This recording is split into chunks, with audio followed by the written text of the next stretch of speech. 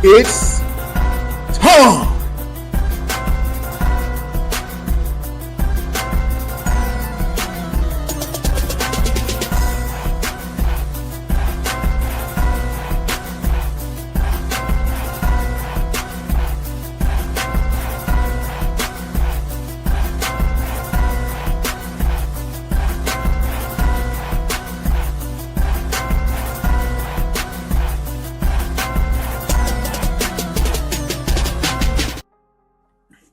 What it do, gaming family? It is your boys. We are back at it once again, and I am the Husky Hokage, Big Hus. and as always, I got my man with me, my brother from another that can't be replaced by none other. It is the Dub, ladies and gentlemen, and we are Victory Road, a gaming podcast presented to you by the Blurry Syndicate, and we have a very special episode with a very, very, very special guest. He is a content creator, author of Rock Salt, the series. You can go check it out right now. We're gonna have his links in the information. Also, you can hit on Amazon. You can go check this out right now. Right now, he's working on book 3, if I'm not mistaken. We're actually working on book 4. Oh, yeah, book 4. Yeah. Let's go. I got all the first 3 right here. Listen, book 4 in the works right now. Hey, Dub's there. Hey, that's shocking. I didn't even know. You know what I'm saying? Y'all give it up for my guy, JapanAmeer. What's going on, man? What's going on, y'all? Glad to be here. Yes, glad we finally can get you on, man. Like I said, I really wanted to talk with you. Had you on? Supposed to get up like what, last year? Yeah. Doug reminded me.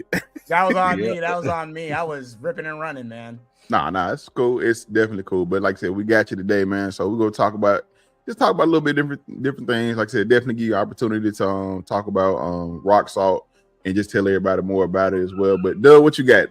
Dub already. Before we even talk about Rock Salt.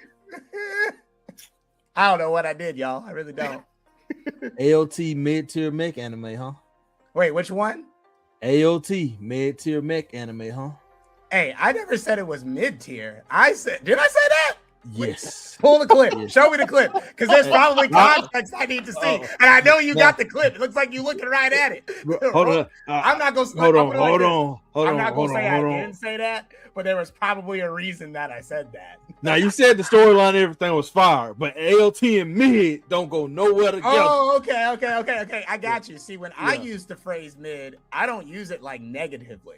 When I say mid, I mean, like, when I said it's a mid-tier mech anime, it didn't do anything super different than what a lot of mech animes do. Just in concepts of how the Titans work. That's what I was talking about there. Yeah, because they're meat mechs, man. And can't nobody tell me otherwise. Hey, ain't nothing wrong with a little meat mech, man. Meat mechs all right, man. Meat mechs all right with me. They was scrapping that whole time, man. Hey, bro. I wish I had me a meat mech sometimes. Being out there in LA sometimes. Man, just hit one of these. Yeah, you know what I'm saying? Stuck in traffic jam. Make your way on downtown, man. You know that's definitely a new way to call a new name for the meat mix. That's what's up. Yeah, meat mech, flesh mech, that's what they were. Meat monster means something completely different, sir. Listen, and like, honestly, there's only one thing for me that really makes me classify it as a meat mech. It'd be one thing if they like bit their thumb and they transformed into like the Titans, and then you couldn't get them out of the Titan. But the fact you can open up the back of their neck, steam comes out that motherfucker, and then you can reach your hand in and pull them out. Come on, and then they can even make the nape of the neck open on their own and come out. We've seen Aaron do that at least 3 or 4 times, and harden the back up so they don't get taken out. He'll say some shit like, "Hey, yeah, we're gonna go do that," and then he goes back in, and then they go and start fighting. Or even another point. Remember when Levi and Zeke was scrapping? Levi cut his eyes. He's like, "Oh shit, I can't see." Yeah. Then he hit them ankles. He failed. Like exactly. Hey. See, now it'd be one thing. Like I said, if they just turned into them, I wouldn't call it mechs. I'd be like, oh, we're dealing with giant human kaiju. That's what we're dealing with. But really, they're just meat mechs. Even the ones that are like running around, like the abnormals and the weird ones, even those, remember, those were transformed on purpose. So like, there's people in those that just aren't cognizant of the fact that they're in there, and that's pretty crazy. So actually, now you got me thinking. Yeah, man. Can you take them out, or did they actually transform into those? They might. I think if you stay in that point for too long, you like become the thing. Like you can't be removed. But like I wouldn't necessarily, me personally, I wouldn't call that a transformation. That's just me. I call that entering a meat suit and getting stuck. Hey, ain't no wrong with get stuck in a meat suit. Ain't nothing wrong with that. Meat suit. Yeah. But yeah, so now that we got that out the way, and I have another one. Oh, well, go ahead, Doug. What you got? Before we really get into this, man, no pun intended. Tekken 8, brother. I saw you mentioned some Tekken 8 on your TikTok. Oh yeah, I did Tekken 8 tournaments. Or I did a Tekken 8 tournament with my buddy PJ. We were co-commentators. And we had a whole bunch of different people. We haven't done it in a while. PJ's been pretty busy, and then I've been working on Rock Salt. But I would like to host another video game tournament. So, hey, let your boy know. Hey, I got you. Let your boy know. Who do you main in Tekken 8? Oh, I don't play. I'm the commentator. Oh, okay. I suck at fighting games, and I have no intention on getting better. I am a certified button masher. I will fight anybody, no matter how good they are. But I am button mashing, and I don't want to learn. Somebody's son beat him in fighting games, but they ain't. Nah, man. You know what? I was really good at Soul Calibur 2. And then after Soul Calibur 2, like I don't know. That was like my fighting game, you know? I was pretty hardcore at Soul Calibur. Me and Nightmare. Man. Oh yeah, I was a Cervantes main, which wasn't really allowed that often, but I would make it work. Yeah. Right. Yeah, man. Okay, so now I'm done. I'm done with the outside questions. Okay. All right. So normally, JapanAmeer, we have a segment at the end of our show that we call "Talk Your Shit," and what we do is we give our guests an opportunity to just kind of brag on themselves and tell everybody. So we're gonna give you two opportunities. You know what I'm saying? Since we're out here, I want to make sure we get Rock Salt front and center as well, man. With you being a Black creator. So we definitely want to make sure we put you on and everything. So we're gonna give you an opportunity real quick to go ahead and do your first talk your shit. And before we get out of here, we're gonna let you do it again. So just tell everybody where they can find you. Like I said, I'll make sure to put the links and everything in the show when we post it. So here you go. And you are on the big screen, sir. Yeah, hey, I'm on the big screen. Look at that. All right. So you can find me on TikTok primarily. I do have an Instagram, but I don't really do anything on that. I primarily use Instagram for my group chats. Let's see here, but you can find me on TikTok. I got a Beacons link as well. I'll make sure I think it's in my TikTok. Yeah, I have a link on my TikTok bio. So you can go there. That's where you can find all of my books for Rock Salt, which is the first novel series that I've ever written and published, I will say. And we have 3 books that are currently out. We have book 1, which is called Strange Encounters. This is our introduction into the characters and the introduction into the world. It was also an introduction into writing for me. But honestly, this one was meant to be a comic book. So when you get this book, just know it was put together just using the rest of the comic book scripts because I just wanted to get the story out there plain and simple. Then once you get enthralled in the story there, because there's no doubt that you will, then you're going to want to pick up a copy of Rock Salt Book 2, The Warlock's Reckoning. This is our villain, Thaddeus Theodore Thompson. He is a member of the Triple K. He is not a swell dude by any stretch of the imagination. This dude is absolutely horrible, but he's a very great villain, and you'll probably love him for being the villain that he is. This kind of takes you through a little bit of what he's planning while our main character, Jebediah, is doing what they're doing within the contents of book 2. And then that gets you to book 3, where we see Thaddeus has undergone some transformations here and has now become super powerful and is trying to exact his revenge on the main character. Rock Salt is pretty much it's a supernatural Western series that was heavily inspired by Django Unchained and the show Supernatural. Hey, I love it. Yeah.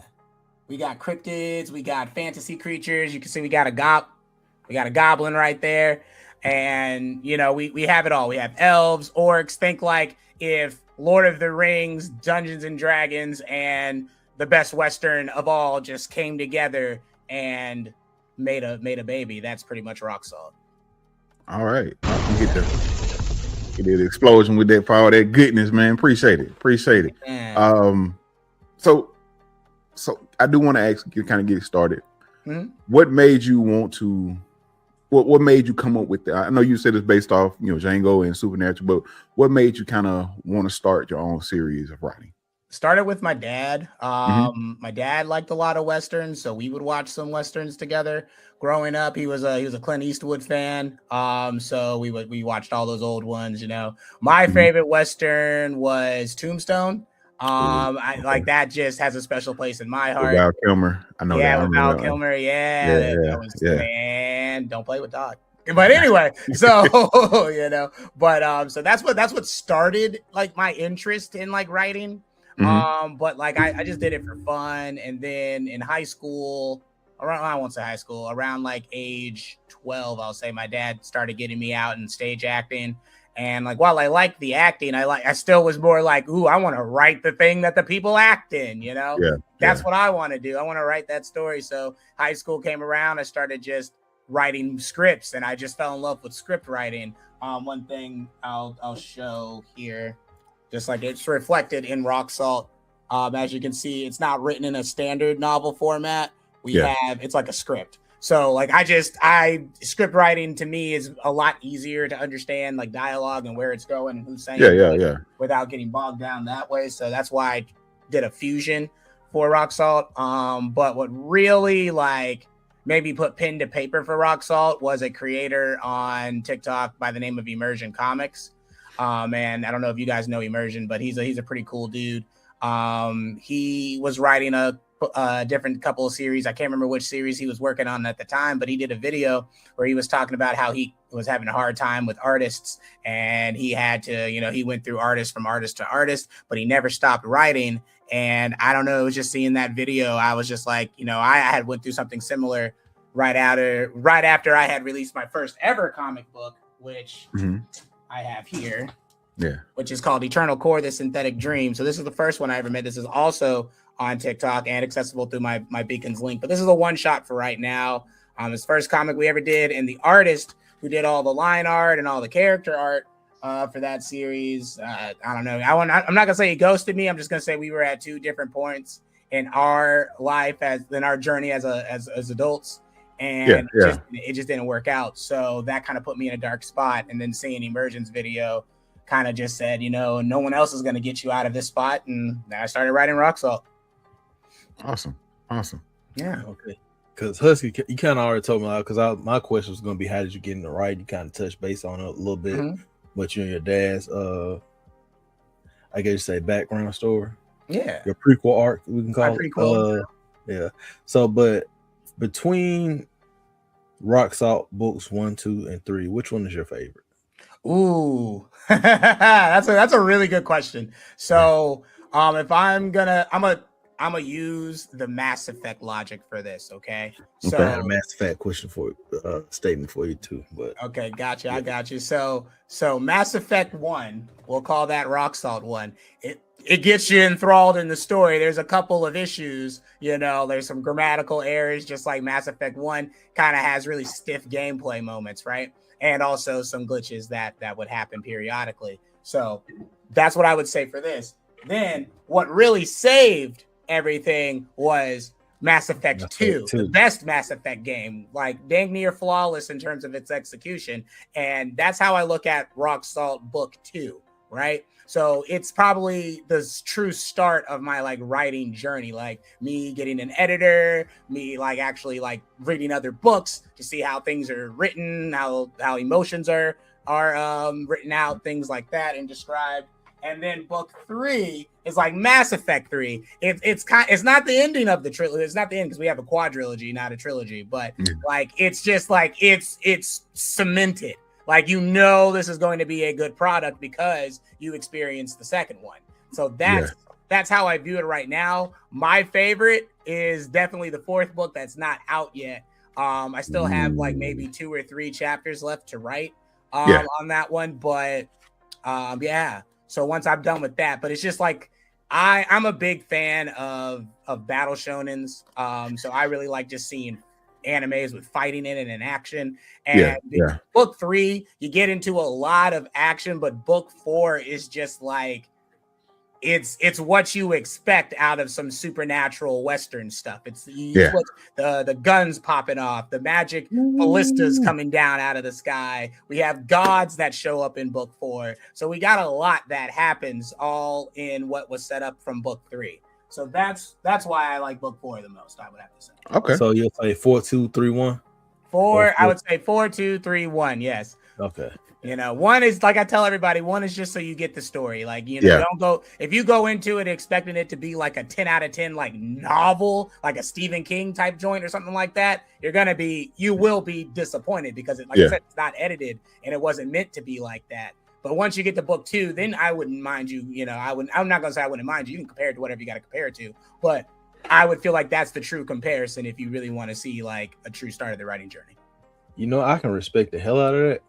Hey, it's because most people would say, "Oh no, all of it's good," but you're like, book 1 is kind of like is my building block, and you'll like it, but it's not the you're like the story is fire. Like you can ask Husky. Like I barely get bad reviews on it, and not even just from people. And there's people who aren't even in my like immediate circle that are giving me good reviews off of book 1. You know what I'm saying? So like the story is great. And that's why I tell people like, hey, when you buy it, this is what you're getting. Like, just so you know, because I don't want to set bad expectations. The story is fire. The story is probably as good as any Stephen King joint. I'll go ahead and say that, right? But just the writing is not that great. Like, you know what I mean? Like the writing is not. It wasn't trained. It wasn't studied. It wasn't anything like that. It was just my thoughts and how I thought things should play out via a comic book. So it was like. The words and stuff you're seeing, you would only be seeing the dialogue. You would be seeing all my descriptions as pictures. So like a lot of that was made for the artist to just pick it up and be like, oh, this is what needs to be drawn on these panels. That's how it's written. Book 2 is like, oh yeah, we're actually storytelling. Like we're going hard. Like we are describing actions and motions. Like it's not just someone swung their arm from the left. It's they violently, or they're thrashing or big words and stuff like that. Like fun, descriptive words that really get you gnashing his teeth as he received the blow. Like I think I have one where somebody gets hit with a what was the word? I gotta think. A tempestuous uppercut. Like, and I don't know if y'all, you see what I'm saying? Look here, bro. You gonna scare me with some big words. You see? So, like, if you think like a tempest, I've never even heard of that. A tempest is pretty much a hurricane, right? Yeah. So you just imagine a dude hitting you so hard, it's like you're getting lifted up in a hurricane, like that. Yeah. Like, you know what I mean? So you can see the progression. And then from book 2 to book 3, like it's not as much as a big leap from book 1 to book 2, but you can definitely still see a steady. You can see it. You can see the steady improvement. Like see the growth. My editor tells me that all the time. Yeah, like you can see awesome. where you're getting better at this stuff. That's awesome.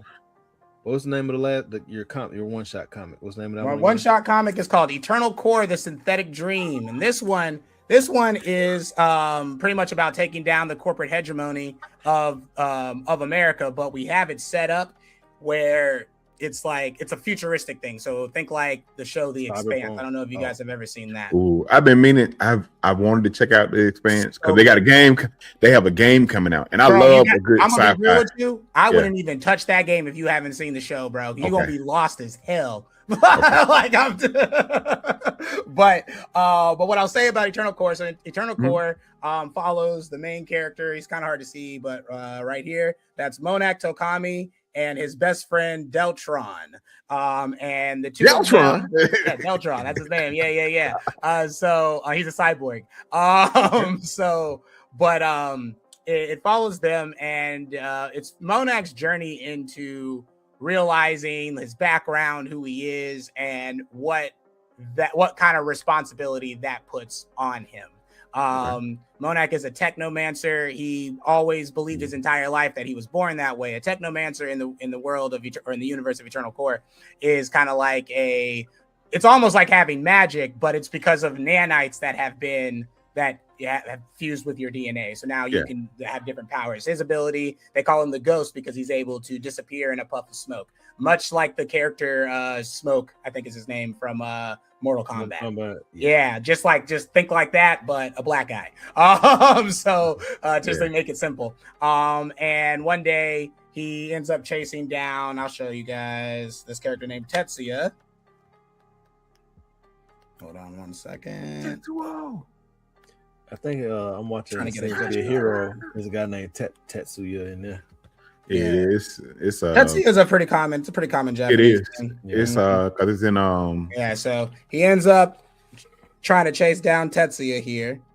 And Tetsuya is also a technomancer. So what Monak does is he's known as a retrieval agent that works for this company called the Kokei Corporation. The Kokei Corporation is pretty much big pharma. And unbeknownst to Monak, like technomancers are made. They are bioengineered, and the process is really messed up. So I don't want to get into that on here. But he finds out about it after chasing down Tetsuya. Tetsuya gives him a good molly whopping. Monak at the end of this book feels like I need to go after him to get to the bottom of everything. And then he goes to a different planet and learns all of this stuff. And then he kind of is like, if there's already a resistance, I should join that resistance because But the plot twist is he's not just resisting a giant corporation of which he does not know the figurehead. The figurehead is his dad.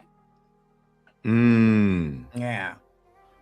Plot twist. So he deals with a lot of stuff like that, you know. I love it. That's what's up. Yeah. It sounds like two very different stories. But which story did you enjoy writing the most?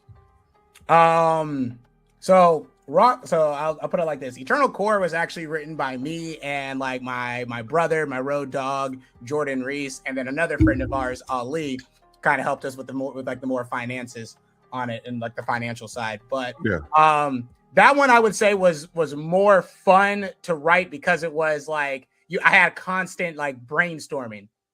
So like there was never a time where there was any writer's block. With Rock Salt, it's primarily just me. I do have some friends that I bounce ideas off of, but it's not like I have that constantly like, hey, today we're going to be brainstorming to see where this is going to go. And then we get on a Discord call and I'm writing as I'm brainstorming. You know what I'm saying? That was a very fun dynamic. But as far as like getting my ideas out there and being able to execute everything, Rock Salt is definitely to me the better product because it's mainly just me doing it outside of my editor and, you know, my friends that I will bounce ideas from, but it's things that I've always wanted to see in something. So, okay. That's what's up. And I really do. I really do love the premise of Rock. So like you said, what is steeped in from where you're like, as a fan of somebody, I haven't finished it, but Supernatural, I watched. I was caught up at one point in time. I think I'm like 3 seasons before I'm like 3 seasons away from the ending, but I had caught up on Supernatural and all the stuff that was going on with it. I loved Supernatural. And I will say that I'm not a huge Western. I do like some of them, like some of the older ones. Tombstone was a good one. I did like the Django, and then what was one of the newer ones? The one they had on Netflix with all the black actors. The Harder They Fall. My dad watched the hell out of it. What's one of the funny ones with Sinbad, Cherokee Kid? I know what you're talking about. I can't think of the name. What's the other? It's another one with Mario Van Peebles. I can't think of his name. The name of that one. I can't think of the name of it. That one, but like, I know what you mean. And then like Hateful Eight. Like Hateful Eight, stuff like that. Also, I love the good one. Like I said, as a gamer, Red Dead Redemption 2, stuff like those. Posse, that's it. That's it. Posse. Billy the Kid with another big inspiration for it was I just had it in my head. It was one that had Wesley Snipes in it. I think it's Grave Walker.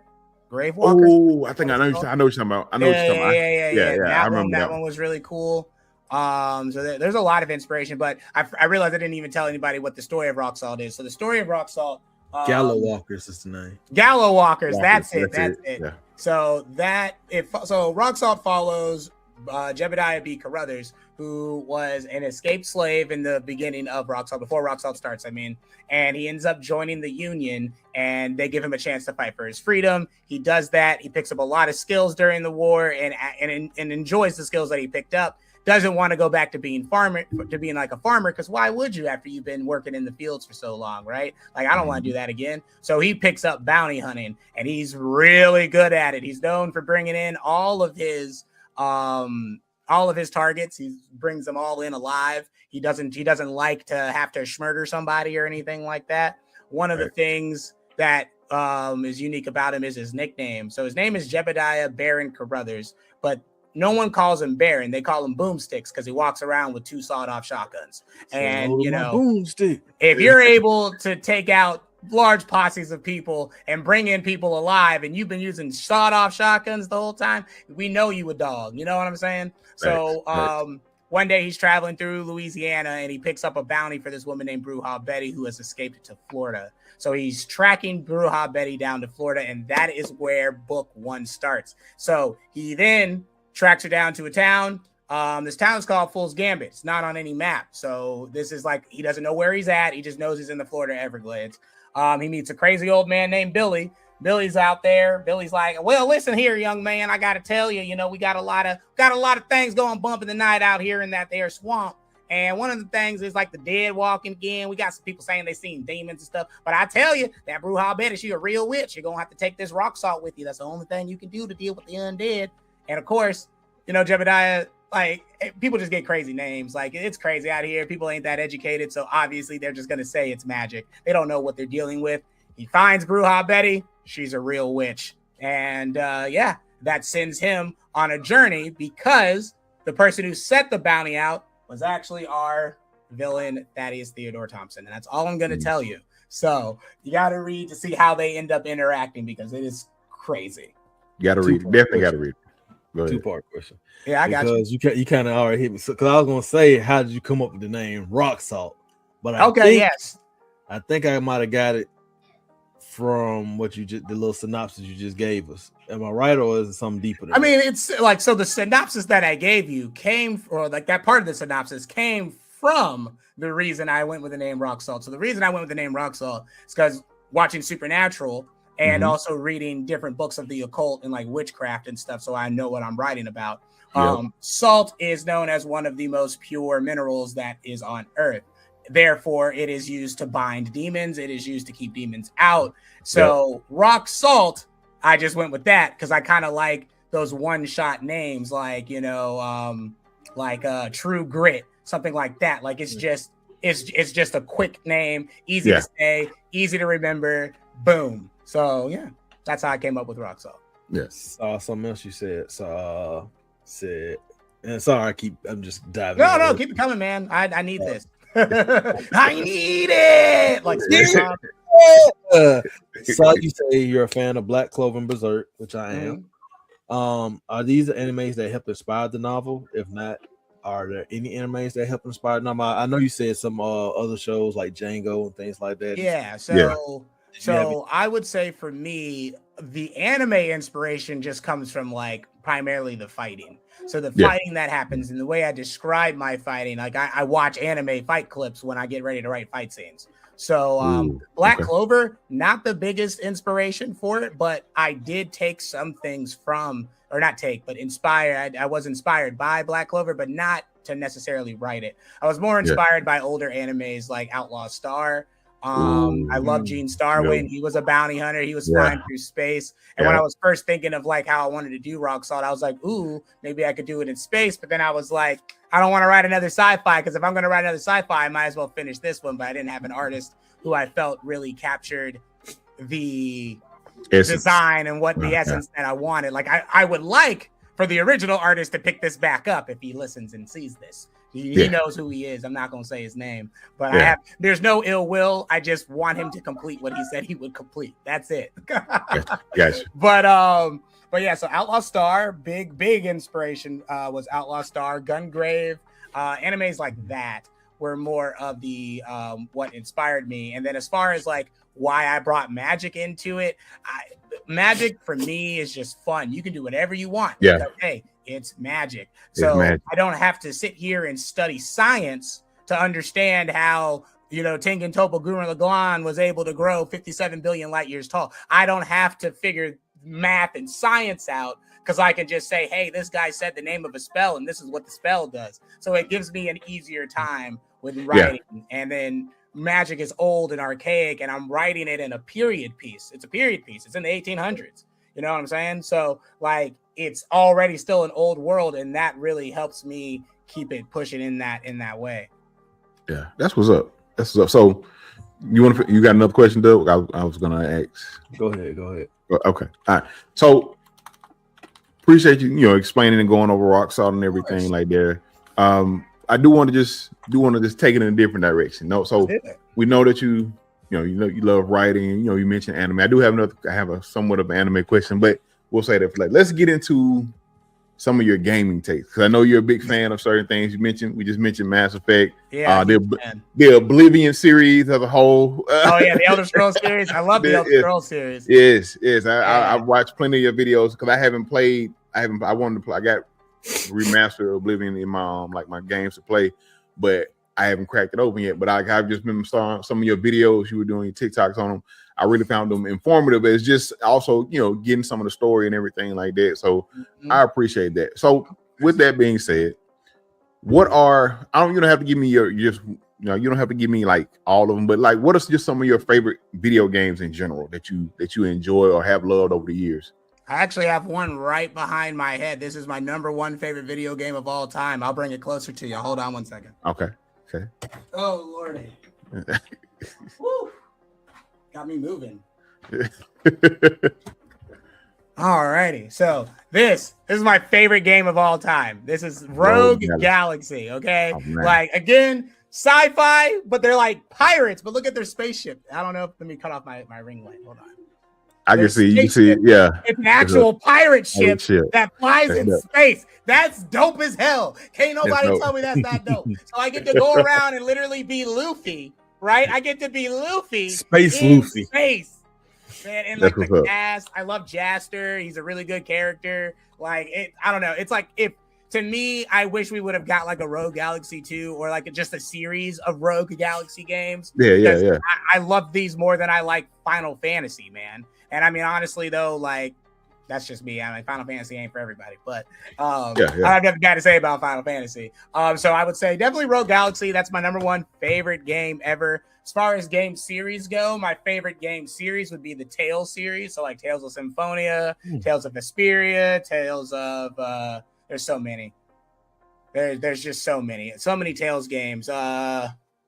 Legendia, that's a really good one. Tales of Legendia. I could go on and on about the Tales series. Then I would say the Mass Effect series would probably come in at number 3. I'm pretty sure that Mass Effect is coming in. Yeah. Then I would say Dragon Age series at number 4, and then for 5 I would go the Elder Scrolls series. And I like to combine Elder Scrolls and Fallout because I don't really view them as different. So you just really love like RPGs and stuff like that. Yeah, I'm an RPGer, man. I like stories, man. I like stories, and I like being influential in those stories. So why do you think Mass Effect Andromeda gets so much? I kind of saw it on your TikTok. Why do you think Mass Effect Andromeda gets so much hate?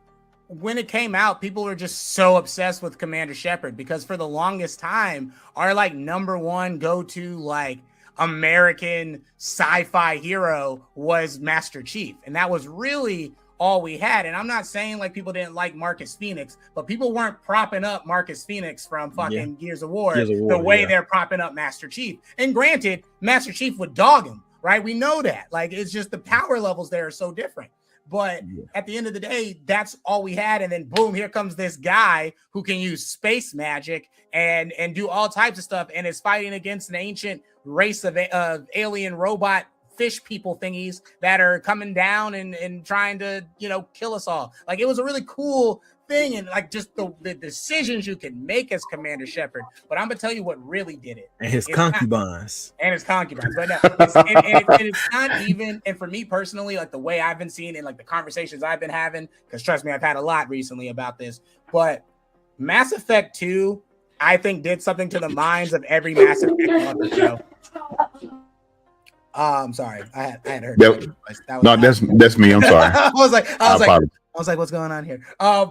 So Mass Effect 2 comes out, right? And Mass Effect 2 is the only game in the series of Mass Effect in which your decisions truly, truly, truly matter. That is the only game that really made it matter. But because it was so good, people assumed every game in that series gave you decisions where it was going to drastically impact what happens, right? But if you go back and you play Mass Effect 1, there's nothing that you're really doing that's affecting any point of that game at any time. You might have somebody cuss you out and be mad at you, But didn't we save the Krogans with was it Rex? Yeah. See, that's one thing. That's what I'm saying. That's one thing. But even that one thing, even if you don't save Rex, you're still curing the genophage in Mass Effect 3. So it does not matter what you do there. You see what I'm saying? Yeah. Now get this, Mass Effect 2, you can kill off everybody. If you kill Garrus, if Garrus dies in Mass Effect 2, he's not in Mass Effect 3. If Mordin Solus dies in Mass Effect 2, he's not in Mass Effect 3. If anything happens, you're setting off chain events that drastically change what is going to start in Mass Effect 3. But Mass Effect 3 is still going to end with Commander Shepard making one of 3 decisions with the Reapers. So and that's one of the things that people have, for whatever reason, they have it caked into their brain. So when Andromeda came out and your decisions didn't really matter too much, because again, they were following the formula of Mass Effect 1. That game was intended to be, the Andromeda series was intended to be a trilogy.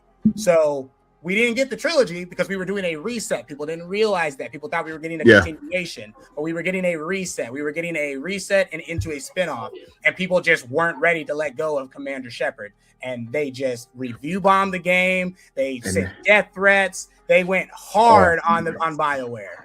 And let me say, that's one of my biggest problems with just some of the gamers in general. People scream they want new IPs, they want new this, they want new that. But when a story is complete, they will not let those same people in. Like say, you want to build stories in that same universe, you like the universe, they want to continue putting stories in the universe. But if you have one main character or main characters, once they move on from them or try to move on from them, people uproar and all that. You look at Gears of War. After the first 3 Gears of War, you come in with JD and the other 2 characters. People have been all this, and then Gears of War 5, people like, we didn't feeling with Kate's story and all of that now. But Gears of War Ida is coming out. Oh man, we're going back to Marcus and such and such. But y'all just said y'all wanted something new. Exactly. They tried to give you something new, and you're saying like Mass Effect and Andromeda. Besides, outside of the bugs, I haven't played it, but from what I've heard, outside of the bugs, people who just played the game talked about how good it was because the game is good. It's a solid game. It's really not a bad game. Like when people say like me and my other mutual Nintendo Dante we're having a discussion about it. I want to go live with him so bad because I just know that will be a very fruitful live. I know it will. But one of the things he said in one of his last videos was that the writing was bad in Mass Effect Andromeda, and to me that's simply just not true. It's campy for sure. Not gonna lie, I'd be lying to you if I said it wasn't campy. But part of the reason that makes the writing seem like it's bad is the lack of facial animations from the characters. So like when a character is mad at you, they're not looking at you like this.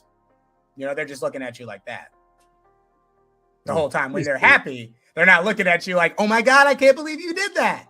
They're looking at you like, I can't believe you did that. But their voice is, I can't believe you did that. Yeah. You see what I'm saying? And so then that makes it seem like those emotional hits that you're getting from 1, 2, and 3 of the Mass Effect series, you're not getting it because the characters aren't expressing it.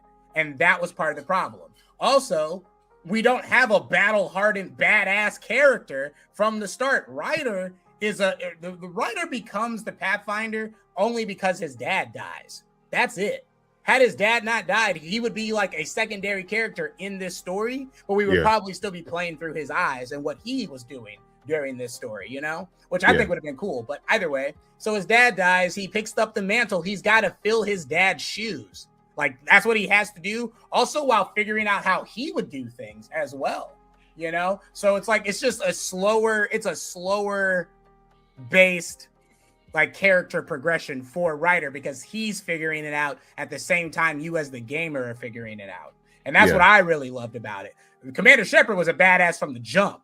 Like, even if you go back and you look at all 3 of those stories you come from with Commander Shepard, you're either some type of like high level, like gangbanger. Like that was one of the things where you're just running shit in the streets until your gang got wiped out. That's one. And then you join the military, or you were a military brat from the beginning, or you were a sole fucking survivor of some shit.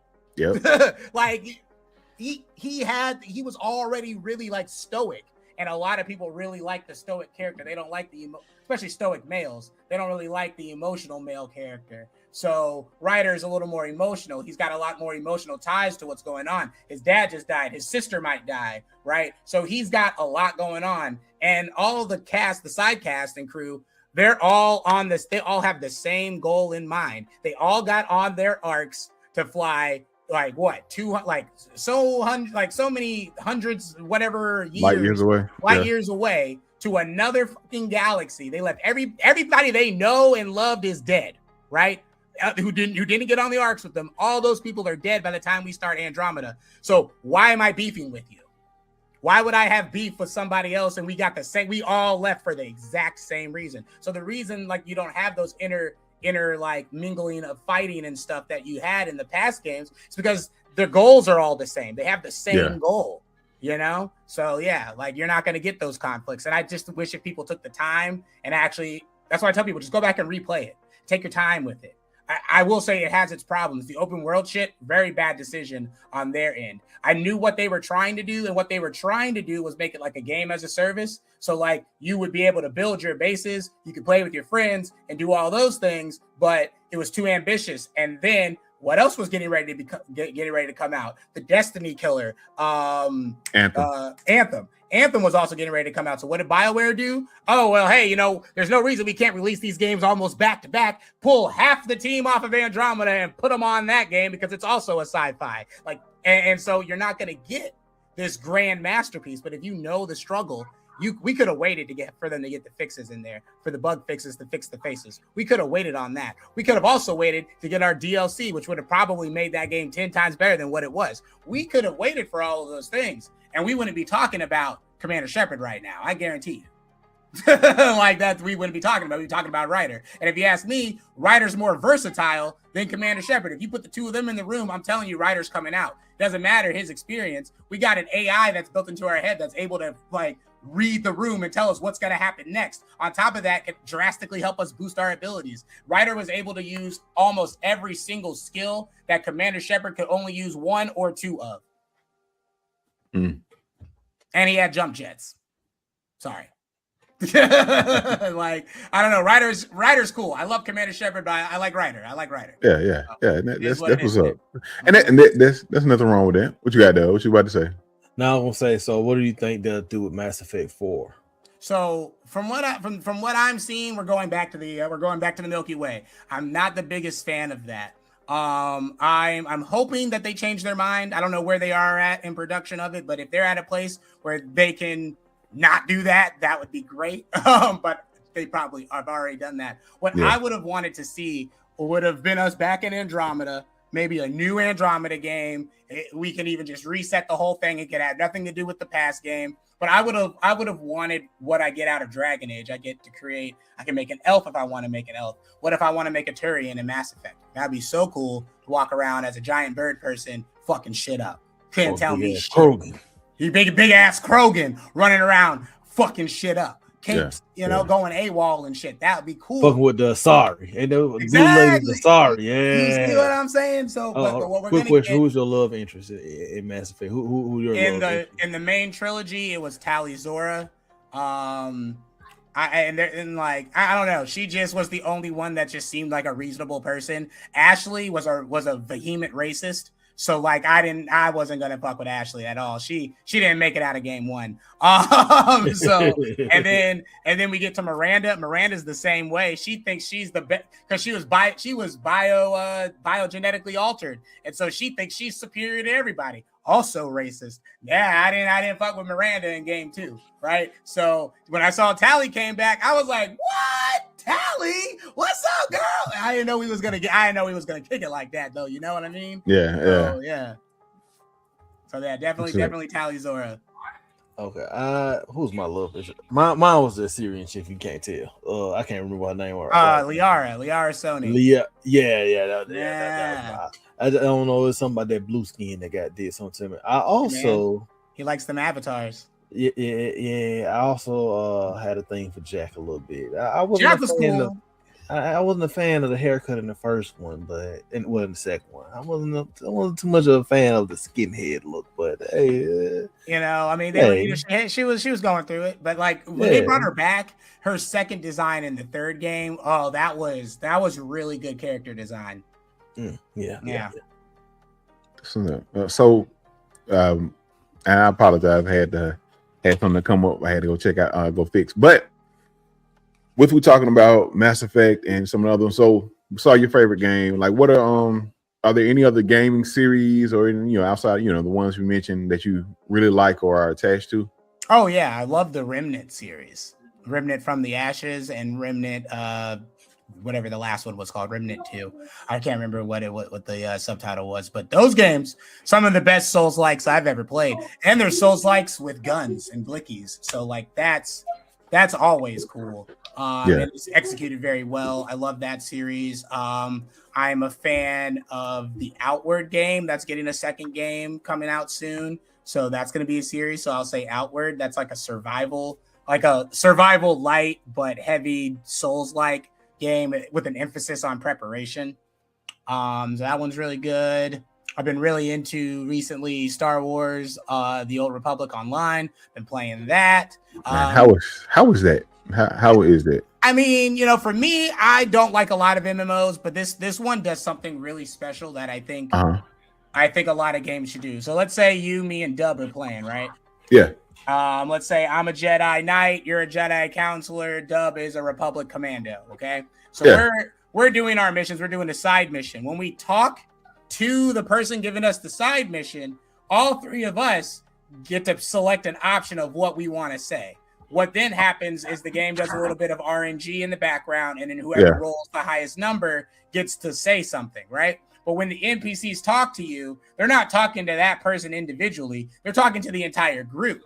So they refer to us as a group, right? With everything that we do, except for our story missions. And I wish more games would do that. Like Destiny, you're playing with your friends, but we get a cutscene. My friends all of a sudden disappear. We're all the actual, we're the guardian, right? But we're all we're all our own individual guardian. So how are we playing together? You see what I'm saying? It doesn't make sense. It takes me out of the story. But that's something that SWTOR does correctly, where they involve your teammates with you, except for your main story, because we each, like, there's a Jedi Knight story, there's a Jedi Counselor story, there's a Smuggler story. So there's different stories, right? Those are individual. So if you come into that with me, it's just about that character. You're technically not there. That makes sense, right? But not when that's your entire game.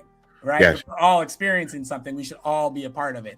And so that's what SWTOR does. That's really great. Plus, it's Star Wars. So and what really got me back into it was because we got Fate of the Old Republic coming out in probably like a year or two. So like, I'm a big I'm a huge Star Wars fan. Like I KOTOR is one of my favorite all-time favorite games. Like just, and it's still like my number one. Like I love KOTOR. I gotta jump back into Star Wars Outlaws, but Jedi play that game. Listen, well, Jedi Survivor, Jedi Fallen Order, the Jedi Survivor have been some of my. They're so good. I love Cal Kestis as a Jedi, and apparently, just some rumors just started that we'll be getting the final chapter, the third iteration, this year. Well, that's so. I still haven't played the second one yet. I need to. I beat the first one, but just haven't done the second one. I love the first one. I love the second one as well. One of my favorite things in the first one is we don't see it a lot on screen. I don't think we only really saw it in Rogue One, but you get to see how dangerous and scary Darth Vader is. In that game. Yes. Because I'm saying I didn't have the game spoiled or anything for me. So I'm playing through it and we get there and then he just shows up and I freaked out. Like I jumped and everything because I was like, I'm like, brother, run. Because like, what do you do? Like, what do you do? There is nothing you can do to this man. Like, so like that time, and then even in Rogue, if you ever seen Rogue One, which is, I know some people didn't like it, but I love Rogue One, and that's with that hallway scene, because we've seen like a we've seen the, you know, in the beginning of the original Star Wars, you see that or whatever they play it, but it's not like that. But what he did in Rogue One, going through like, bruh, you see how scary this man is and why he has the name that he is. Like, it's wild. I love Rogue One and love, like, you get to see that with Darth Vader. And then in the second game, he shows up in the second game as well. So whenever you play it, you'll see what I'm talking about. But it's really good. But speaking of Rogue One, have you guys been watching Andor? I have not. Bro, you gotta watch Andor because you know Casey and Andor is in Rogue One. Yeah. Pretty much tells you everything that led up to why he was there in the first place. Okay.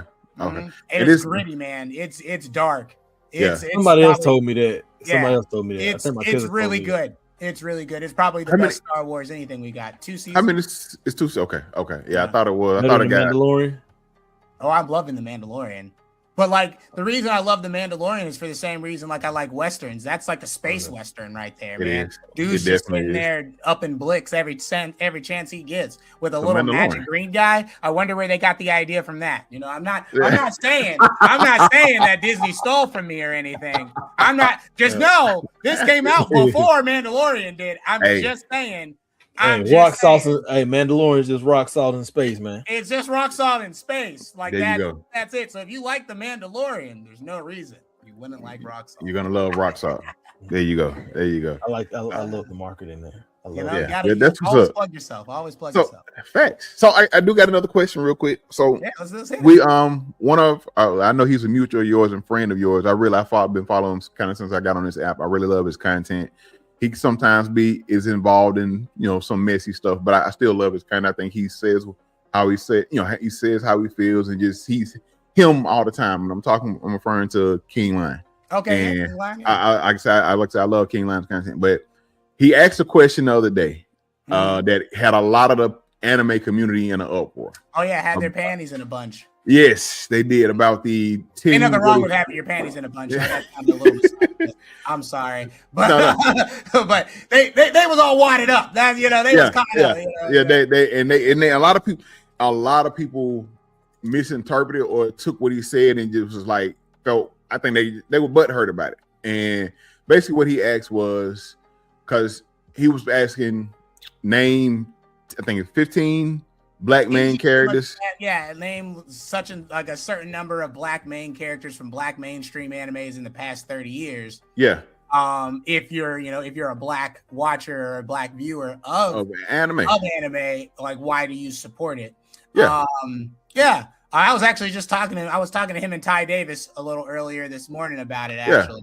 On King Lion's page, but I will say there's a large chunk of people on TikTok that call me a King Lion Glazer, so they're probably going to call me a Glaze King right now. But anyway, I will say like I saw a lot of people saying it was a loaded question, but that's not what it was. It was a leading question because he was leading you into his overall point, which was why do we as a group of black nerds support a medium that clearly does not give us the love that we give it? Like that's what he was asking. Yeah. And I think what happens is Lion can be abrasive, Lion can be loud. That is his shtick online. Yeah. And I think what happens is people had their run-ins with them. It didn't go the best way that they wanted it to go. And they're not friends or whatever the case may be. They don't like each other. And because it's him asking that question, they blow it out of proportion and make it seem like he's attacking. Now, to me,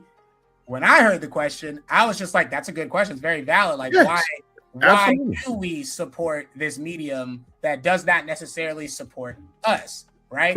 And like in recent years, like the best accurate representation of black people that we have gotten, in my opinion, so far would be like Gachi Yakuza. Yeah, or whatever it's called, Gachi Coochie. Don't want to call it that, but but definitely, Gachi Yakuza or whatever. Come here with me, my boy. HR But I agree, like that, and like we've got some other good depictions. Ogun Montgomery from Fire Force is really good. We get like certain characters pop up. But to his point, I think the key word was main character. We don't have it. We don't. And the answer to the question is we don't have any. Okay, we don't have any. Simple answer to that question. Well, a lot of the characters grow up like for me. Like, I went to an all-white school growing up from first to seventh grade. So, like, most of the time, it was me and, like, maybe 3 or 4 other black kids, right? So, I felt very, very alone sometimes at the school. I didn't see a lot of people that looked like me. There were people who treated me a little differently because of the way I looked. So seeing animes in which I'm seeing these characters go through the same struggle, I can identify with that struggle. A lot of black people in general can identify with Goku's story. We can identify with Luffy. We can identify with all of these different characters because we all have a shared experience of the way the world treats. Like Naruto sitting alone on the swing. I was never a kid who sat alone on a swing, but at the same time, I felt that loneliness before. Yeah. You know what I'm saying? I got a hot take about Dragon Ball Z, but I say it after we start recording. Oh Lord. Anyway, we start recording. But that's how I look at it as well. Like I said, I didn't think it was a loaded question. I didn't think anything was wrong with the question. He genuinely wanted to know because I know King, he supports comics, the comic industry, stuff like that. He's big on that. He's also a gamer, things of that nature. But I know he's big, heavy in the comic, and I love his comic knowledge and everything like that, man. I love, and he's on here sharing it. But a lot of people, like you said, in the anime community, took offense to him. Oh, he's trying. No, he wants to know why do we support. And if, like I said, the best answer was one that what you just gave. Like, even though, like, granted, we don't have those characters or that look like me, but they go through some of these same experiences, or they have some of the same feelings, or get treated some of the same way that they, like you just mentioned, Naruto. Naruto was the reason why he was acting out in the city because he didn't have anybody. Nobody was paying attention. That man had spoiled milk in his cereal, man. Correct. And the Hokage, the dude that was supposed to be watching after him, would come by, drop off some funds, and you drop off funds to a 5-year-old. Yeah, to a 5-year-old.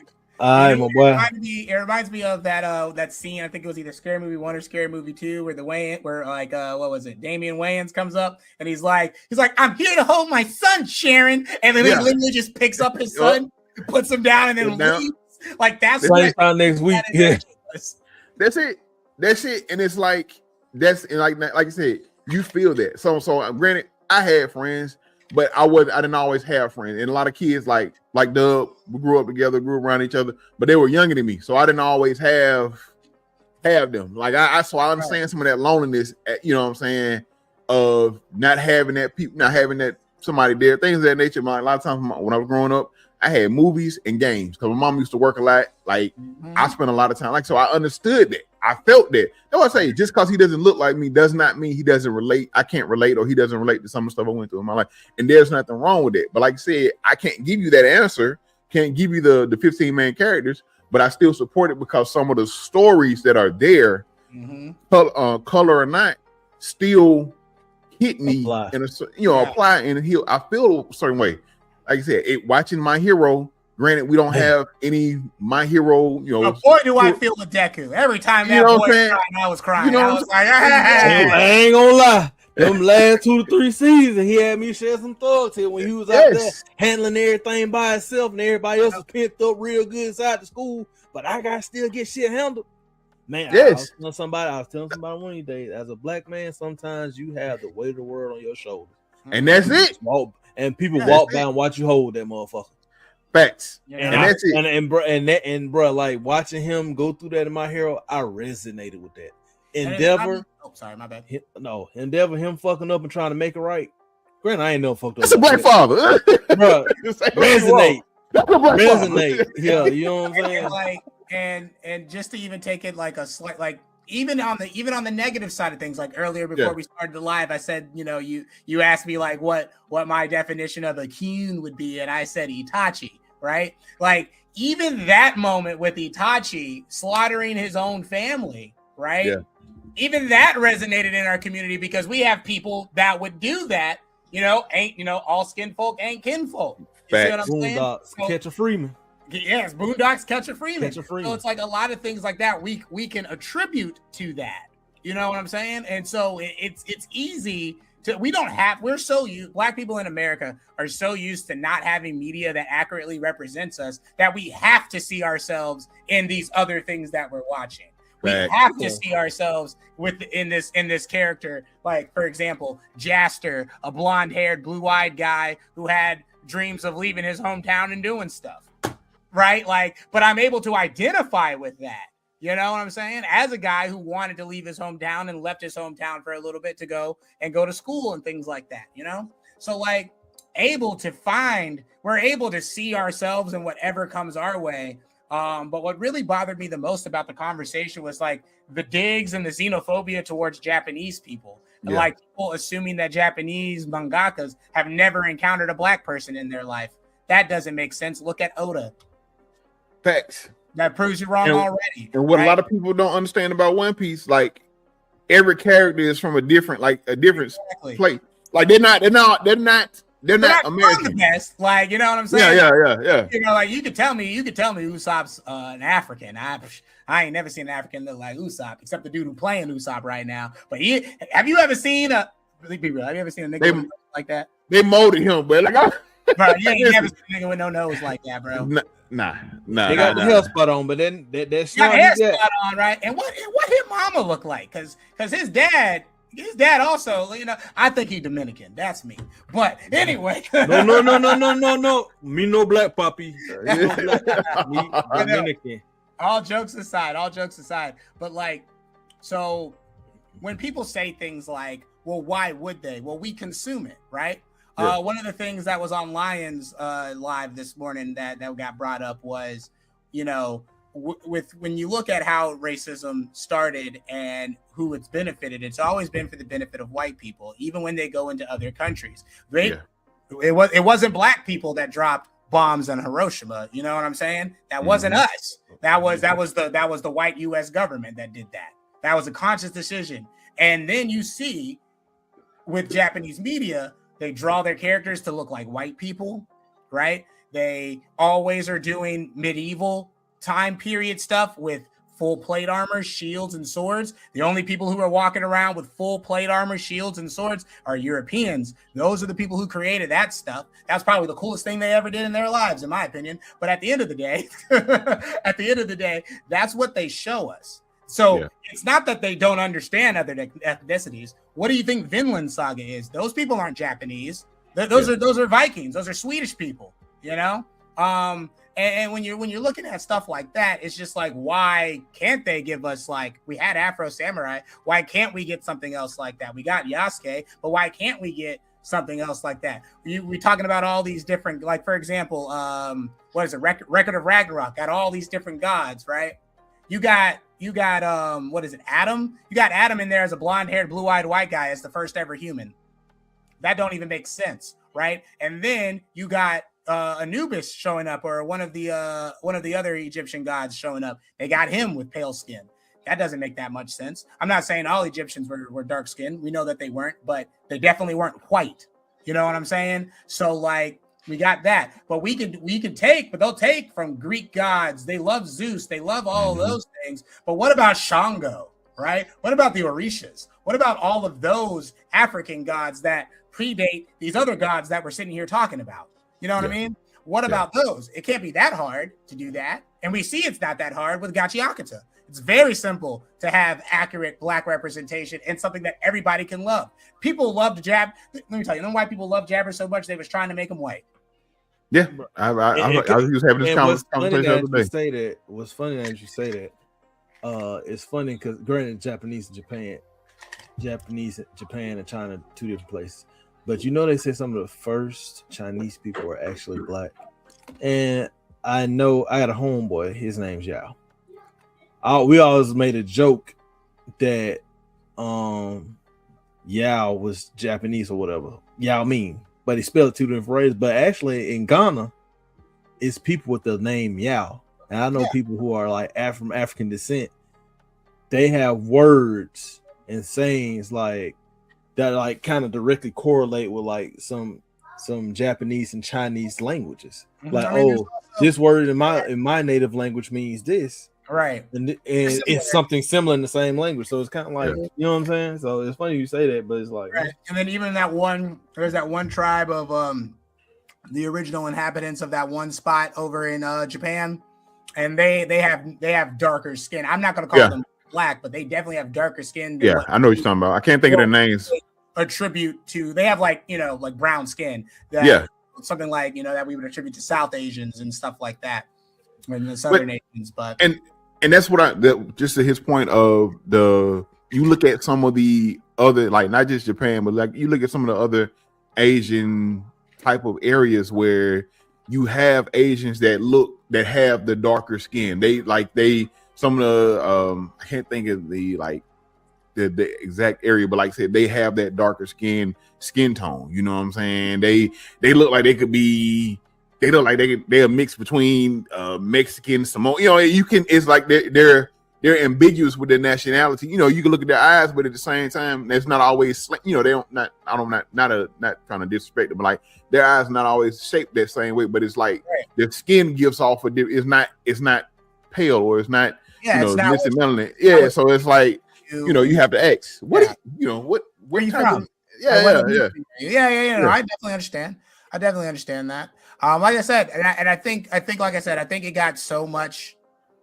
And I'm gonna put it like this, and like no hate to Lion, Lion's my boy, but at the end of the day, like sometimes, like I said, he can be abrasive, and sometimes he is on the attack, right? I got to be objective, and there's times where he's on the attack, there's times when he's not, and the times that he has been on the attack with the anime community, look how big those got blown up. Look at all the bigger anime heads that were beefing with him. Right. So that's an image that people have. People don't go and watch King Lion's videos. I don't go and watch all King Lion's videos, but some will pop up on my page where he's doing really good things in the community, But when you're known, unfortunately for Lion in his situation, he's known for the dog walking. That's what he's known for. And when you're known for that, we also got to remember TikTok's not showing everybody everything. There's things on my page that I'm seeing that Husky's not seeing. There's things on Husky's page that he's not seeing that me and Dub are seeing. There's things that's Dub seeing that both me and Husky aren't seeing. So a lot of people will see the video of Lion just absolutely dogging somebody the fuck out, right?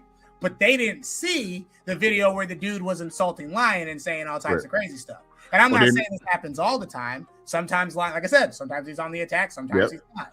So it really depends on what side of the spectrum you come. And my friend Saber said it best: whatever video they see first, that's the impression they got. So now you got all these people who, when King Lion was coming at the anime community, after some people from the anime community came at him, all they saw, because they're in the anime community, was those anime creators saying things that they assumed was in retaliation to a random King Lion video that came across their FYP earlier on in the morning, right? So they saw him reacting, but hey, I see these people all the time. I always see Husky, I always see Dub. So if they're saying something, I believe them. Like that's what happens.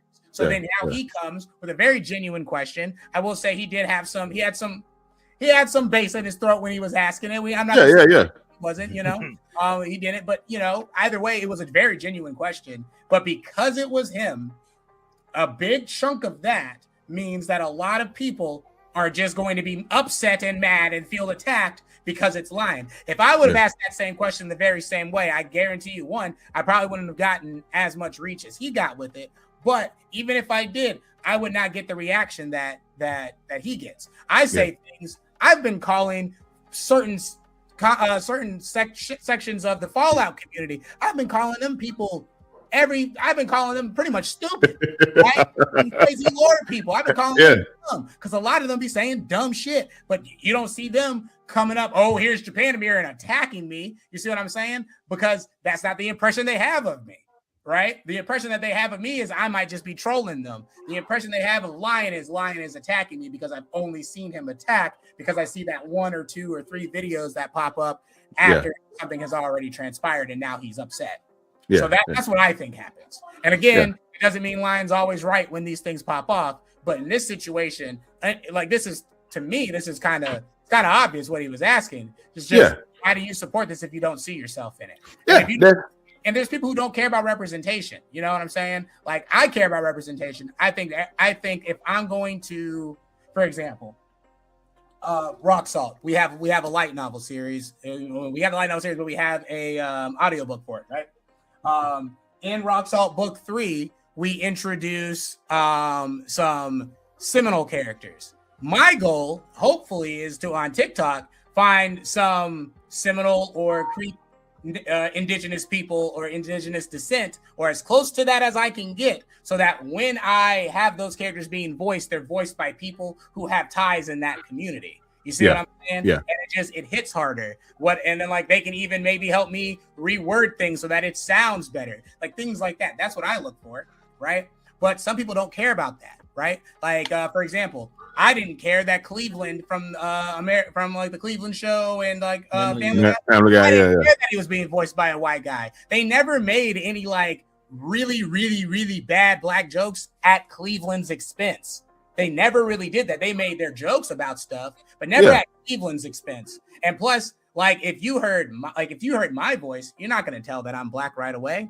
So that was also a thing. Like when it comes to voices, that doesn't always matter. What really matters is what the content of the writing is. Now, if Cleveland's character was about being, if Cleveland was supposed to be like somebody like Huey Freeman, I would not have a white person being Cleveland. You see what I'm saying? Yeah. Because of what the intent behind that character is. And that's what I think matters when it comes to who's going to play these roles. But some people just don't care about that. And if you don't care about that, then your question shouldn't be, oh, why is Lion asking a loaded question, or why am I so mad at Lion? Your answer should just be like, oh, I just like the shit. I think it's fun. I like the colors. I like the stories. It's great. Boom. Answered his question. No problems. Yeah, but people are scared to give answers like that. They feel like that you gotta say something thought provoking, or you gotta have something. And their ass damn stupid. I'll be real. Yeah. How many times have you seen me talk about Jujutsu Kaisen? Not that often, right? I was gonna say I don't think. Yeah. Well, when I do, if you type my name in and say JapanAmeer Jujutsu Kaisen, you're probably gonna find a video of me saying I don't give a shit about none of the stories in this shit. These motherfuckers throwing hands. That's what I'm here for. They talk like I can't tell you shit about what's going on in that anime. When they start talking, I'm hitting the fast forward button until I see somebody get slapped. And as soon as I see that, then I'm watching to see them throw hands. That's it. That's what I'm here for. Best old friendo. Best old friendo. That's what I'm there for. That's it. I'm not there for nothing else. Okay. Let's go. But you know what? And there's nothing wrong with that. Exactly. There is nothing wrong with that, man. That's why I tell people it's okay. If you ask me about a game and I have not played, I don't care if it's a popular game, whatever, I will tell you I ain't played it. Exactly. And he gonna say it a lot. I ain't played it. I ain't played it. I'm gonna be honest with you. But it looked good. It looked good, but I ain't played it. Facts. But you know what? But I'd rather do that than pretend I played something. And you ask me a question, and I'd be like, exactly. Now, like I said, because I done played stuff and I forgot, and you ask me a question, that's different. I'd be like, well, damn, bro, I don't remember that part. I remember this such and such. I may do that, but like but if I can't tell you about something I ain't played. That's why I tell people all the time, man, it's okay. It's okay. You don't have to always be included in the conversation. If you have not played something, it's easy to say I haven't played it. It looked like something. Or if you don't like something, you know what? Like saying I don't know. Exactly. That's the problem. People are so scared. People are so scared nowadays to say I don't know. Instead of saying it, they'll say they'll come up with something. Just say I don't know. And it's or like you said, if you don't like something, it's okay to say I don't like it. Exactly. You know what I'm saying? It's okay to say that. Then you give your reason behind why you don't like it and leave it at that. Just don't be on my own thing with that. Just don't go out here trashing it or like I said. I was about to talk. That's my biggest thing. I was talking with Afro the other day, and me and him pretty much agreed on this point. So I'll just go ahead and say this. If you're gonna say something like, "Oh, that game is trash," or "That game is mid," or something like that, the next question out of everybody's mouth is going to be why. And if your answer is I haven't played it, then how do you even have the opinion that it's that, right? And so there's an argument that I think Afro got into, and I've had him pop on my page too with the same type of argument, where you ask them, well, what makes it mid? And they go, well, or it's just or you question them like, well, why is it mid? And they're like, oh man, it's just my opinion. Like I thought we were just talking about opinions. But like the thing about opinions is, man, there is no such thing as a random opinion. You don't just randomly have an opinion of something, right? Like, for example, my cat's back here being a weirdo.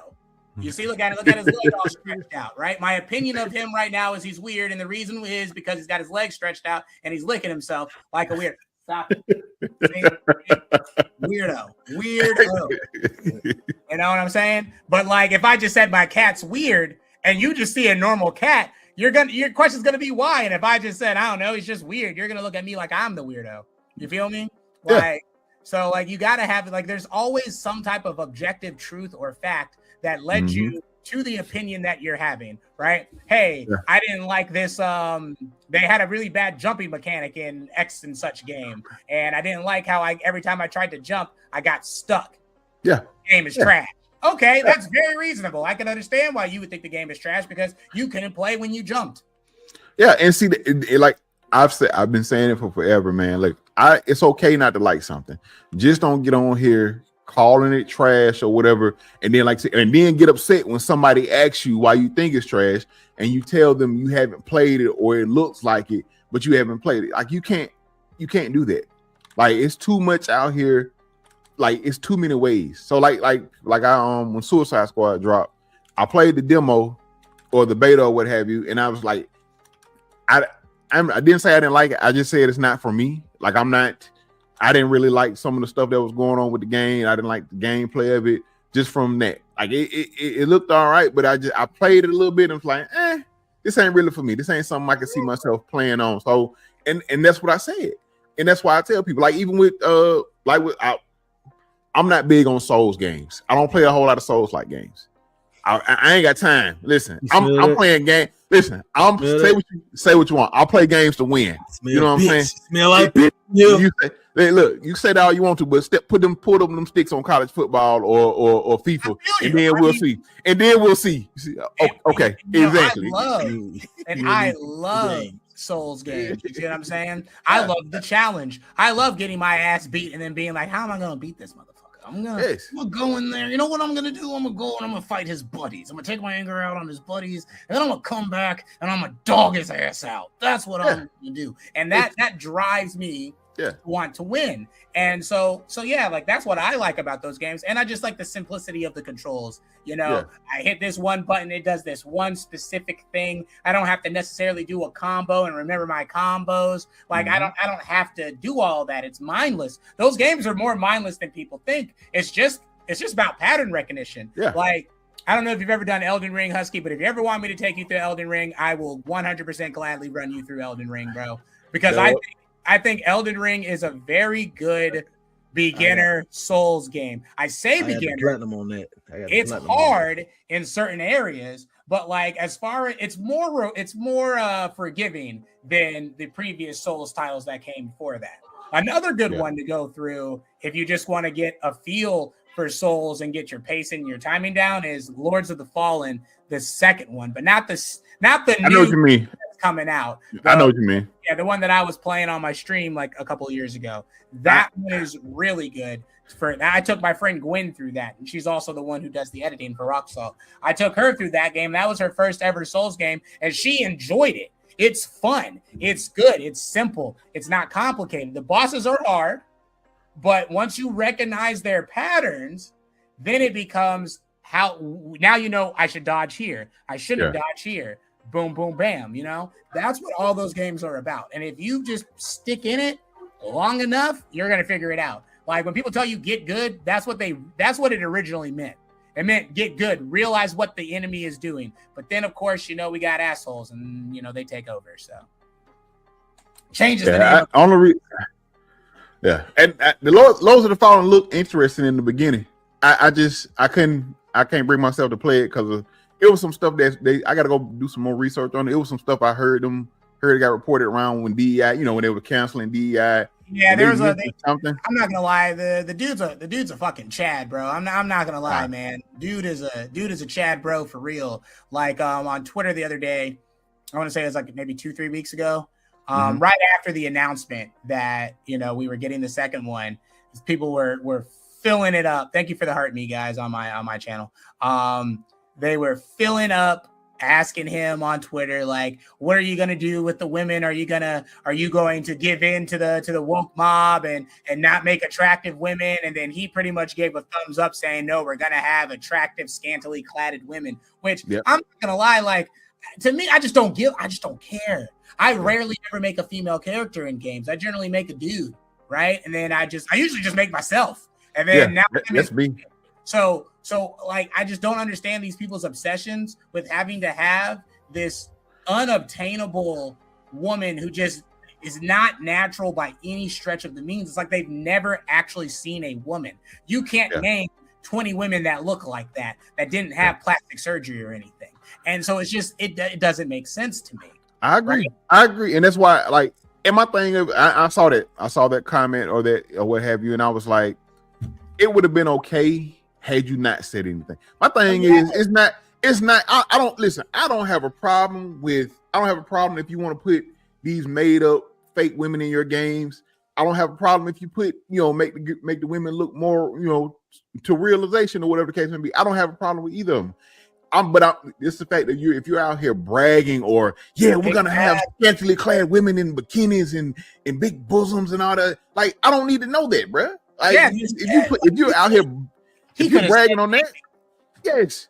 If you're bragging on that and being braggadocious about that, bro, like, I'm not looking forward to. I even said that. I think I have a video where I was like, man, I was really looking forward to Lords Fallen 2, and then dude had to open his mouth. So it's like, I'm still gonna probably buy the game, but it's just like that. It's just like, why? Like, why do you like your game is about doom and gloom and the underworld trying to eat the human realm. That's what's happening. Why do we need to have scantily clad women when that's what the game is? When that's not what the game is about. If you want to go, listen, there's a whole category on Steam right now. If you want to just play your game, just go play those. I've seen them. But I like with Stellar Blade. I love what they did in Stellar Blade. I haven't finished it, but playing through it, where you get, if you take the clothes off Eve and you got to run around in some scandal like with nothing on, that takes away, like, that is part, like, some of your armor. It takes away some of your health or whatever. Like, so if you get hit, you can die quicker or whatever the case may be because you don't have on any clothes. You know what I'm saying? So you gotta go on wisely. Like, don't get me wrong. Like, I have a poster of one of the main cast of characters. We have a love interest in Rock Salt. Her name is Lainey, and Lainey in book, I think it happens in book 4. It might happen in book 3, but no, it doesn't. It doesn't happen in book 3. It happens in book 4. So in book 4, Lainey puts on a like a dance show, kind of like a burlesque show with like belly dancing going on.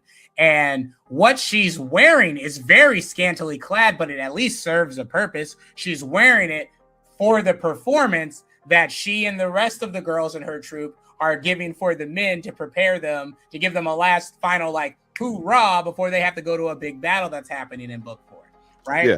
There's a reason for it. It's to invigorate the men. You get them ready for the big fight that's coming. But just I don't really care about clothing or anything in most games. If it looks cool, I'm gonna put it on. I'm gonna wear that shit, right? Yeah. But like, if I'm in Fallout, why do I need to get the slutty vault suit mod for the female characters? Like, why are they running around in Laura Croft shorts in the middle of a radiated, like, wasteland? That doesn't seem safe, nor does it seem healthy. It just, I would want to be fucked up. If you cut yourself, now you got tetanus. Probably gonna get the FEV and turn into a super mutant. But, like, that's it. Just got to be careful, man. Like, I just don't understand it. It never was appealing to me to see. It's funny when you see it, but some games that do it, there's a reason. Like the Dead or Alive, they had that wrestling game with all the female characters. That was Rumble Roses. Yeah, that was a Gooner game. So that's why they had it set up like that. Made sense. Like, not like, you know what I'm saying? You go physics galore. Yeah. Yeah. Go play Leisure Larry or something. It wasn't a Gooner game. They were just showing how the physics of gaming had progressed at the time. Jiggle physics. Yeah. But so we've been going here a little bit over an hour, man. JapanAmeer, I want to I do want to once again, man, thank you for taking the time to come on with us. Awesome. Oh, Dub, go ahead. What you got, Dub? What you doing? Dub. User error. Well, no, I think my camera is going out. I think that's what it is. Because it like even like when I be at work meetings and stuff, sometimes it just randomly goes out. He was in the fifth position. So I might just need a new camera. Yeah. But also can you get these on ebook anywhere as well? Yeah, so right now the only one that's available on an ebook is Rock Salt Book 1. You can also get the audio book. I will say, guys, keep in mind this is written from the era of the late 1800s. So there are people saying words that are not safe for this TikTok or on podcasts. So just know when you read this is very historically accurate to the times. And if you've seen any Quentin Tarantino movie in which he has black people in it, then you know what I'm talking about. Yeah. So especially if you've seen Django Unchained, you already know where it's going. So who's that on that neck? Exactly. Man, so it's very action packed. If you're into action and you're into thrillers, you're gonna like it. It is dark. We do have a lot of grotesque, gruesome depictions of things that do happen. I won't say a lot. I don't do it for no reason. I'm not like just doing berserkian levels of gore for absolutely no reason. Whenever I do it, it serves a purpose. And I try to be accessible with it because I don't want people to just read it and it's just gore for the sake of gore, because that's just at that point then it's just smut, and I don't do that. So yeah. Okay, but so. Like I said, we once again want to thank you for being on JapanAmeer. We're gonna put you on the big screen one time, man. Let you talk your shit just a little bit more about Rock Salt and yourself, man. So, and then we'll get ready to wrap things up. So go ahead, man. Talk your shit. My bad, wrong person. It's your boy JapanAmeer. No. Hey, he's not your boy Japan.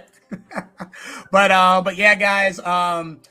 If you're somebody who's just out here really wanting to write, definitely go ahead and start writing. That's my advice I'm gonna give. Otherwise, you won't get this. You won't have 4 books under your name. You won't have 4 stories under your name. You got to leave your mark on the world, and this is the way I want to leave my mark on the world. I want to show people my views on the world. I'm very big in. Your message should be very clear. And while it may not be super clear in book 1, it's because you're also on the same journey as Jebediah. You're new to this world, and so is Jebediah, right? And then you get to book 2 and you start really understanding those themes that I'm trying to convey to people. And then by the time you get to book 3, you see it. It's right there. And then by the time you get to book 4, it's that full finish. It's that ultimate climax. And that's what I'm going for. Yeah, I think this is one of the best things that I've ever created and put out there out of my head. And I think that everybody should read it. And I think that if you are a creative, don't be afraid to just put your ideas out there. Book 1 was me not being afraid to put my ideas out there. And like I said on the podcast, and I'll say it again, this was meant to just be a comic book. So you are really just reading dialogue from a comic book with descriptions of what the panels are supposed to look like. That's pretty much what's happening in this book. But then you get to book 2 and it's like, oh wow, he's actually really writing that thing. You get to book 3 and you're like, this motherfucker writing, I'm trying to be Black Oda if I can do it, you know what I mean? So just everybody definitely check out my series Rock Salt. You can find it on the TikTok shop. I would say don't buy it from the TikTok shop. I don't have, as you can see, this is where I would be storing them. I only have this copy and this copy of book 2 left. I only have 2 books left from book 2, and I don't have any from book 1 or book 3 currently. So if you want to get the copies, definitely get them off of Amazon. They also get to you a lot faster. And if you ever want me to sign one, you can always send it to me. Just shoot me a message in my DMs. There you go. Y'all make sure y'all go purchase all the books of Rock Salt and be on the lookout for book 4 coming very, very soon from my guy JapanAmeer, man. So yes, sir.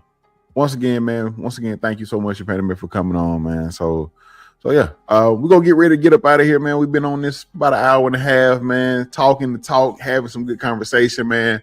But look, Dub, you got anything before we get out of here? Nah, okay, yeah. First time. This is the first time for Dub's quiet. But no, man, look, appreciate everybody that stopped by. The links for what you got. Nah, I got a shipping notification. One of my packages got delayed, so now I'm irritated. I already know if it's the one I think of, it probably I see why. But look, this I will make sure we put the link in the show notes and every place else. So you guys that want to purchase rock salt, I'll have the links for you there, man. Please go pick it up. Please go support JapanAmeer. We got to support our people. We got to support our Black creators out here that are doing something positive, that are sharing great and amazing stories and creating great worlds out there. So definitely check out Jebediah versus that was his Thaddeus. Yeah. So sorry, I was speaking of Thaddeus. That was actually the voice actor who does the voice of Thaddeus in both book 1 and book 2. Okay. He's been having some voice issues, so I was trying to see where how he's been. But yeah. So the villain of Rock Salt is Thaddeus Theodore Thompson. He's got 3 T's, which matches the 3 K's that he employs himself with. So so Jebediah B. Carruthers and Klaus Grub Udruk, otherwise known as Klaus the Goblin, they team up to try to take down Thaddeus Theodore Thompson. There you go. You got the first part of the story, man. So you make sure y'all go check it out. But we about to get out of here, man. But as always, y'all be great. We out. Peace.